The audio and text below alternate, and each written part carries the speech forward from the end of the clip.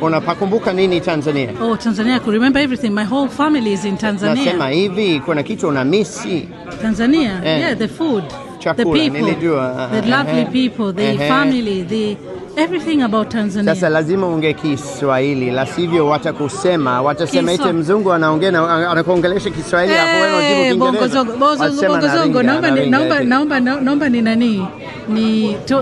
Ni advertise nani yetu, umoja wetu. Have you heard umoja wetu? Okay, advertise. Waambie umoja wetu ni shirikisho la Watanzania, ni jumuiya wa Tanzania, tunasaidiana kuzikana. So far tumeanza tangu July 2024, 1st of July, mpaka sasa hivi tuna member 3,500 plus. Na tumesaidia kuzika watu kama 12. Mtu akifariki, member wetu akifariki, tuna raise 10,000 pounds within 7 days. Kwa hiyo karibuni sana umoja wetu. Tanzania? Yeah, kusafirisha au wakiamua kuzika hapa, sisi tunawapa 10,000, inasaidia maziko. Kwa hiyo karibu sana. Mimi ni katibu wa umoja wetu, katibu umoja naitwa Nuru Mwandoro.